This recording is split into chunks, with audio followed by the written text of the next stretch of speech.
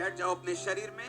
उत्पत्ति 12 उसकी 1 आयत में लिखा, यहोवा ने अब्राहम से कहा, अपने देश, अपने कुटुंबियों, अपने पिता के घर को छोड़कर उस देश में चला जा जो मैं तुझे दिखाऊंगा। मैं तुझसे एक बड़ी जाति बनाऊंगा और तुझे आशीष दूंगा, तेरा नाम महान करूंगा, तू आशीष का मूल होगा।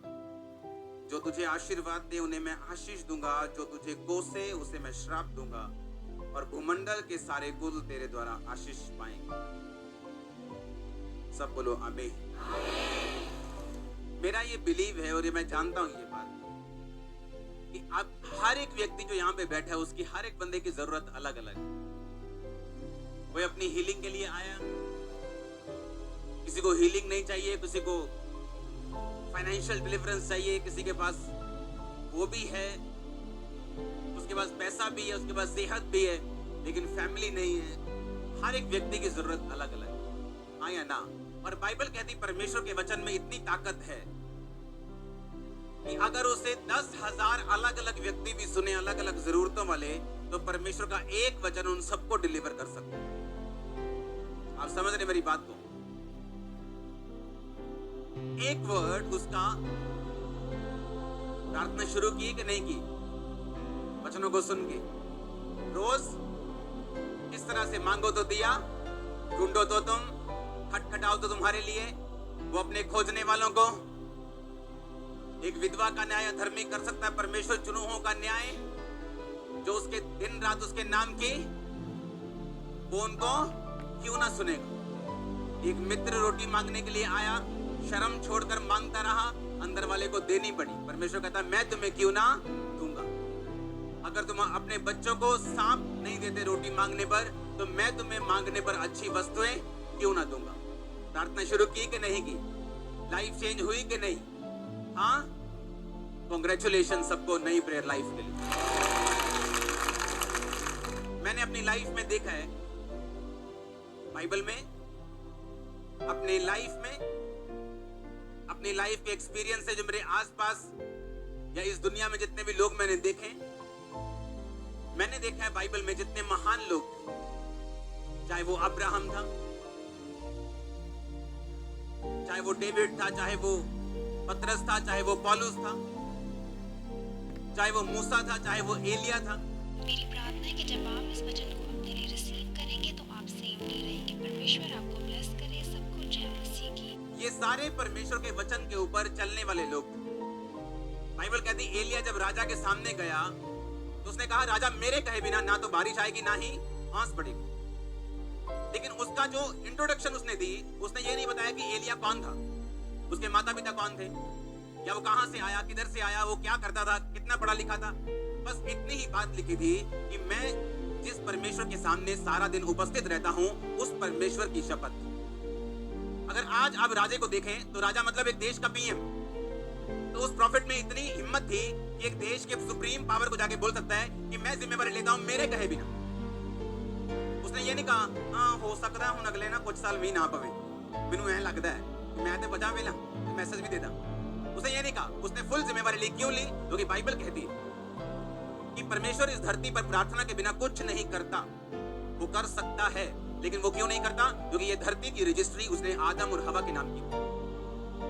जब आप किसी अपने भाई को प्लॉट ले दे 4 मरले का, आप 10 साल बाद पूछने नहीं जाएंगे, मैंने जो प्लॉट तुम्हें दिया था ठीक है ना, मैं चेक करने आ रहा हूँ, घर बनाया वो घर मैं चेक करने आ रहा हूँ, ठीक है ना। ऐसा आप नहीं करते। आपने अगर कोई चीज दे दी, आप बोलेंगे अच्छा ध्यान रखना, बस आपको मालूम है अब ये चीज उसकी है, ये रखे खराब करे अब इसकी जिम्मेवारी, हाँ या ना। और इसीलिए परमेश्वर ने प्रार्थना करने के लिए आपको इनवाइट किया। क्यों? क्योंकि परमेश्वर ये बात जानते हैं कि वो धरती पर बिना प्रार्थना कुछ भी नहीं करते। इसलिए प्रभु यीशु मसीह ने धरती पर प्रार्थना की, चेले चुनने से पहले प्रार्थना की, हीलिंग करने से पहले प्रार्थना की, हीलिंग करने के बाद प्रार्थना की। हर टाइम वो प्रार्थना में रहे, क्रूस उठाने के पहले प्रार्थना की, हर टाइम वो प्रेयर में थे, क्योंकि उन्हें मालूम था कि परमेश्वर का वचन कहता है मांगो तो दिया। कहता तुम्हारा बाप तुम्हारे मांगने से पहले जानता है तुम्हें किन वस्तुओं की जरूरत है, लेकिन देता नहीं। देता कब है? वो जानता जरूर है। वो जानता भी आप बैठेंगे और हीलिंग के लिए प्रार्थना करेंगे, वो जानता आप बैठेंगे और बोलेंगे परमेश्वर मेरे बाप को छू, मेरी माँ को छू। कहता मैं जानता हूँ प्रार्थना करने से पहले तुझे किन चीजों की जरूरत है, पर कहता मांगो तो दिया जाएगा। हालेलुया। और मैंने देखा बाइबल में जो ग्रेट आदमी थे, उन्होंने इस वचन को अपनाया। लेकिन अब कैसे, उसका अगला पार्ट आपको ध्यान से सुनना पड़ेगा। एलिया जब गया तो बाइबल कहती है उसकी किसी भी चीज के बारे में जिक्र नहीं। वो कौन था, कितना लंबा था, बड़ा कितना था, कहां से आया था, माता पिता कौन थे, उसकी जाति क्या थी, ऊंचा था नीचा था, कुछ नहीं। क्योंकि आदम और हवा से हम सब निकले, तो हमारी जाति सिर्फ वही है जो परमेश्वर ने बनाई। कौन सी? मसा किया हुए हम, बस ये हमारी जाति। आमीन। मसा किए हुए हम। क्यों आप जानते हैं? क्योंकि आपकी कास्ट, आपकी कोई भी चीज आपको महान होने से नहीं रोक सकती अगर आप परमेश्वर के सामने उपस्थित रहने वाले लोग हैं तो। उसने कहा जिस परमेश्वर के सामने मैं उपस्थित रहता हूं, कहता ये सीक्रेट है मेरी बोल्डनेस का, मेरी दलेरी का, बड़े कामों का। और बाइबल कह दी, परमेश्वर के वचन में लिखा था कि अगर मेरे लोग मुझसे मुड़ जाएं और मुझे त्याग कर वो मूर्तियों को अपना स्थान, मेरा स्थान दे दें, तो आकाश का झरोखा मैं बंद कर दूंगा। और बाइबल कहती एलिया ये वचन जानता था। उसने कहा परमेश्वर तेरे वचन में लिखा तू ऐसा करेगा, मैं प्रार्थना करता हूं कि आकाश बंद हो। और तब उसने आत्मा में उसने जान लिया कि मेरी प्रार्थना का उत्तर आ चुका है और अब 3 साल 3.5 साल बारिश नहीं आएगी। और इसी मैसेज से वो राजा के पास गया और उसने कहा मेरे कहे बिना। उसे मालूम था कि ये जो ड्रॉट है, ये जो सूखा है, ये मेरी प्रार्थना की वजह से। आप समझ रहे कि नहीं? उसे मालूम था ये बात कि मेरी प्रेयर्स की वजह से, क्योंकि वो जेलसी रखने वाला, परमेश्वर के लिए एक जलन रखने वाला इंसान था।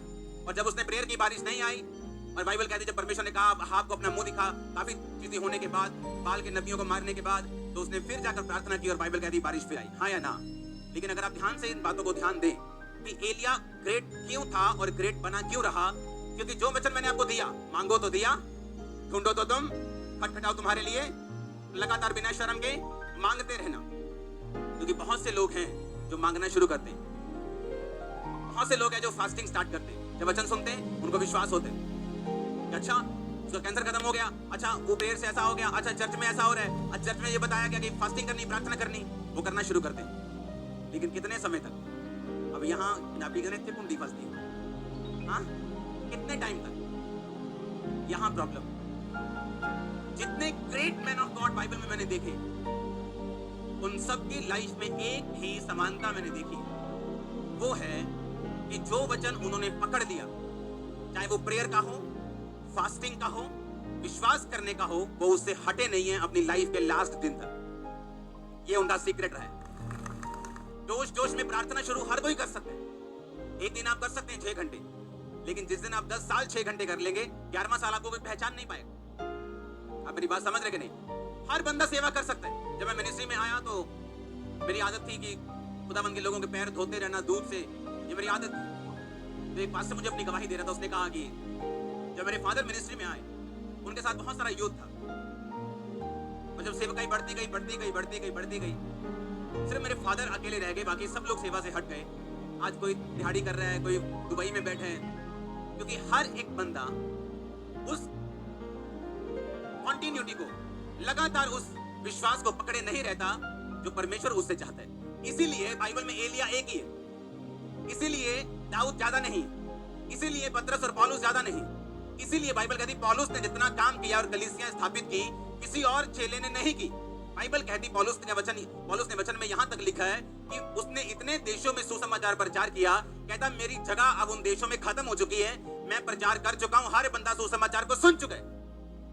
इमेजिन करो, वो कह रहा है कि देशों में जगह ही नहीं है अब, कि मैं अगर जाऊंगा तो किसको सुनाऊंगा, क्योंकि उसकी आदत थी नए लोगों में सुसमाचार देना। उसको कहता था कि जहां नहीं सुना गया प्रचार, मैं वहीं जाना चाहता हूं, ये उसकी कॉलिंग थी। और अगर आप बाइबल में ध्यान से पढ़े तो पौलुस भी सेम चीज को फॉलो करता था। वो जेल में था तो प्रेयर में था, सुसमाचार की फील्ड में था तो प्रेयर में था, सताव हो रहा था तो प्रेयर में था, पत्थर मार मार के इतना कर दिया गया कि लोग समझे मर गया स्तिफनुस की तरह और छोड़ के चले गए। जैसे ही चेले उसकी बात खड़े हुए फिर खड़ा हो गया। उसके बाद वो प्रेयर में था, उससे पहले वो प्रेयर में था। पौलुस को ये बात मालूम थी कि शौक में और जोश में 1 महीना और 2 महीना और 3 महीना प्रार्थना कुछ नहीं होगा अगर मैं लगातार अपने आप को प्रार्थना, उपवास और वचन में नहीं दूंगा तो।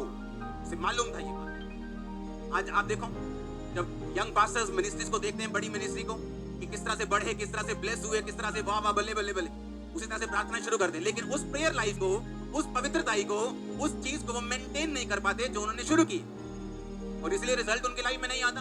कभी घट जाते हैं, कभी बढ़ जाते हैं, कभी कुछ हो गया, कभी ये हो गया, कभी वो हो गया। क्योंकि ये परमेश्वर की ओर से नहीं है कि आप स्लो बढ़े या कम ज्यादा होते रहें। ये हमारे ऊपर निर्भर करता है कि हम अपनी लाइफ को कितना समर्पित तरीके से प्रार्थना में, उपवास में और विश्वास में देते हैं। और और सिर्फ 2 दिन के लिए नहीं कि आज जोश आज सुनते वीडियो ना तेरे दियो हर जो बच्चे बार कुकर शाक सब बाहर करते 6 घंटे प्रेयर, अगले दिन 5 घंटे, अगले महीने 4 घंटे, अगले महीने 2, फिर 1.5, फिर आधा घंटा, फिर रोटी दे उत्ते एंड दे क्रिश्चियन बंदा रोटी दे ही आंदा ना। चलो जी, खाने में प्रेयर की, पेट भरा। पिछले 1 साल से मैं भार कम कर रहा हूँ। जब मुझे मालूम है कि मैं ओवरवेट था तो मुझे मालूम था कि मुझे अगर लंबा चलना है मुझे वेट कम करना है। वेट कम करता रहा कर वेट बहुत धीरे धीरे मेरा कम होता है, क्योंकि मैं कमजोर होकर नहीं कम करता हूँ, अच्छी तरह कम करता हूँ। आप ही सुनो। और जब पिछले महीने में घूमने चला गया कहीं, और जब मैं घूमने गया वहां पे फिर डाइट वेट नहीं होती वहां, फिर भार मेरा बढ़ गया। और जब भार बढ़ा मेरा, अब तक उतना कम नहीं हुआ जितना 2 महीने पहले था। मैं आपको क्यों बता रहा हूं? कुछ भी रिजल्ट लेने से पहले आपको डेडिकेट होना पड़ता है उस चीज में।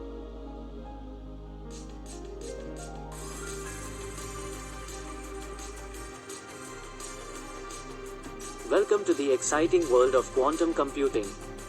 I'm here to give you a brief. Hallelujah. फिर तो पहाड़ां च गए, फिर कुलचे आंदे, वो भी आंदे, पता नहीं की आंदे, सारा कुछ आ गया।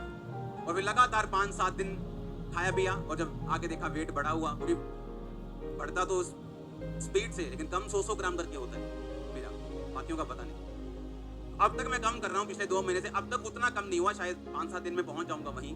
हालेलुया। कितने मेरी बात समझ रहे हैं? अगर मुझे फिर से कम करना है वेट, तो मुझे वही डेडिकेशन देनी पड़ेगी जो मेरी 3 महीने पहले थी। क्या खाना है, कितना खाना है, चाहे कुछ भी हो जाए, चाहे दिल करे, जो मर्जी करे। हालेलुया।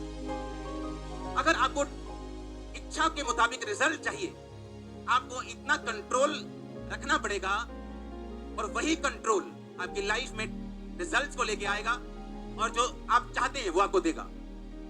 हालेलुया। कितने मेरी बात को समझ रहे हैं? मुझे जब वेट कम करना था तो मुझे, अगर आप मिनिस्ट्री में हो तो अगर आपको मालूम होगा कि आपको एनर्जी की जरूरत होती है, हाँ या ना? तो मैं अभी भी वेट में कम कर रहा हूं, लेकिन मैं आम लोगों से 3 गुना मीठा ज्यादा खाता हूं, लेकिन सिर्फ फ्रूट्स में। वो चीनी मैं खाता ही नहीं हूं। बर्फ वाला पानी छोड़े हुए मुझे 15 साल हो चुके। अगर मुझे सेवा के लिए तैयार होना है तो मुझे कंट्रोल भी रखना है। एक पास्टर था, एक मिनिस्ट्री, लंगड़े चल रहे हैं, व्हील चेयर हो रही, खुद को शुगर हो गई। डॉक्टर ने बताया शुगर है भाई, तू अपना कर इलाज और इसको खत्म कर, ये मत कर, वो मत कर। वो नहीं सुना, ये खा, वो खा। जिनको शुगर है वो तो मीठा नहीं खा सकते, उनको अलग तरह से वेट कम करना पड़ता है या बढ़ाना पड़ता है या जो भी है। लेकिन वो बंदा सुना नहीं और खाता गया, टांग कट गई, फिर भी खाता रहा, मर गया एंड में। हीलिंग मिरेकल्स वैसे ही होते हैं। लेकिन अगर आपको डिजायर्ड रिजल्ट चाहिए आपकी लाइफ, आपको उस तरह का कंट्रोल आपकी लाइफ में रखना पड़ता है, वो स्पिरिचुअल हो, वो फिजिकल हो। आमीन। अगर आप चाहते हैं मिनिस्ट्री में रिजल्ट आए, अगर आप चाहते हैं लाइफ में रिजल्ट हो, स्पिरिचुअल लाइफ में रिजल्ट हो, मेरे परिवार में कुछ हो, कुछ परमेश्वर काम करे, परमेश्वर छुए मेरे फाइनेंशियल लाइफ में, आपको कंट्रोल रखना पड़ेगा। और जो चीजें बाइबल की हैं, उन्हें एक बार जोश में नहीं, बल्कि हर रोज बार बार बिना दिल के भी आपको करना पड़ेगा। जितना मैं मीठा फ्रूट खाता हूं, आप नहीं खा सकते, क्योंकि उसकी मैंने आदत डाली है अपने आप को। रोज आप 1 दिन खा सकते हो, 2 दिन अच्छे लगेगा, 3 दिन, 4 दिन, लेकिन जब आप 6 महीने खा लोगे, आपको वो अच्छा नहीं लगेगा। क्योंकि मुझे कोई फिजिकल प्रॉब्लम नहीं थी, तो मैं कुछ भी खा सकता था, तो मैंने अलग तरीके से अपना वेट कम किया। आमीन। लेकिन कंट्रोल के साथ। चाहे आपको कोई फिजिकल प्रॉब्लम नहीं है, फिर भी आपको कंट्रोल रखना पड़ता है अगर आप कोई रिजल्ट चाहते हैं। और सोचो, स्पिरिट में आपका गुस्सा आप पे हावी, आप किसी को माफी नहीं कर पा रहे, आप फोन की एडिक्शन को छोड़ ही नहीं पा रहे, आप फेसबुक पे 4-4 घंटे बैठे रहेंगे, आप कैसे रिजल्ट ले पाएंगे जो परमेश्वर आपको देना चाहते हैं? बात परमेश्वर की अब नहीं रह गई कि वो आपसे क्या चाहता है, वो आपको बढ़ाना चाहता है, आप नहीं बढ़ रहे, ऐसा कुछ नहीं। आप नहीं बढ़ रहे, परमेश्वर चाहता है आप बढ़े। वो नहीं चाहता एक उसका बच्चा बहुत अच्छा हो, एक उसका बहुत नालायक हो, एक उसका गरीब हो, एक उसका बहुत अमीर हो, वो नहीं चाहता।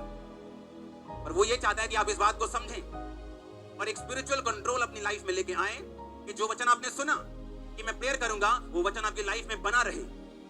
क्योंकि जब पहाड़ आएंगे, खाइयां आएंगी, बारिशें आएंगी, अलग अलग मौसम आएंगे स्पिरिचुअल लाइफ में भी, जिस तरह परमेश्वर ने फिजिकल लाइफ में बनाए, सर्दी, गर्मी, बारिश, बसंत, पतझड़, सब मौसम बनाए, उसी तरह से आत्मिक रीति में भी मौसम आते हैं। मौसम आता है जब आपका विश्वास हाई लेवल पे होता है, मौसम आता है जब आपका विश्वास थोड़ा सा कमजोर होता है, मौसम आता है जब आपका विश्वास 7वें आसमान पे होता है, एक मौसम आता है आपका विश्वास थोड़ा कमजोर होता है। हर विश्वास में, चाहे वो कमजोर हो चाहे वो मजबूत हो, आपको उस वचन पे लगातार बिना मन के भी खड़े रहना पड़ेगा। उसके बाद रिजल्ट देखना, लोग बोलेंगे क्या किया आपने।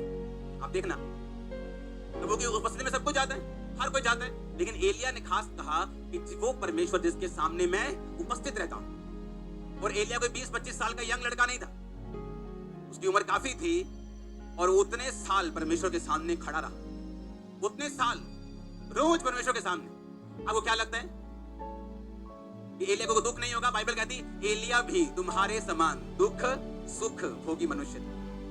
अब कौन से दुख थे ये तो एलिया जानता होगा, कौन से चैलेंजेस थे, कौन सी चुनौतियां थी वो तो एलिया को मालूम होंगी, लेकिन बाइबल कहती चुनौतियों के बावजूद उसने कहा मैं जिस परमेश्वर के सामने उपस्थित रहता हूं, मैं हाजिर रहता हूं, दुख हो सुख हो उसके सामने मैं उपस्थित रहता हूं, उस परमेश्वर की शपथ मेरे कहे बिना ना बारिश आएगी ना ओस पड़ेगी, रोज परमेश्वर के सामने।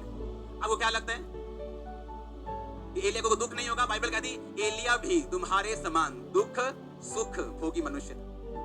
अब कौन से दुख थे ये तो एलिया जानता होगा, कौन से चैलेंजेस थे, कौन सी चुनौतियां थी वो तो एलिया को मालूम होंगी, लेकिन बाइबल कहती चुनौतियों के बावजूद उसने कहा मैं जिस परमेश्वर के सामने उपस्थित रहता हूं, मैं हाजिर रहता हूं, दुख हो सुख हो उसके सामने मैं उपस्थित रहता हूं, उस परमेश्वर की शपथ मेरे कहे बिना ना बारिश आएगी ना ओस पड़ेगी। ऐसी ताकत आपके अंदर आने वाली यीशु मसीह के नाम में। लेकिन इस ताकत का सोर्स वो सिर्फ परमेश्वर की प्रेजेंस है, उसके साथ रोज बैठना, उसके साथ रोज समय को बिताना, वचन सुन लिया, वचन को मान लिया, अब लगातार उसको करते रहना। क्योंकि एक बार वचन सुन के प्रार्थना करना, एक बार 3 दिन रात के रोजे रख लेना ये काफी नहीं। कंसिस्टेंसी, कॉन्टिन्यूटी, लगातार जो सुना उसे करते रहना।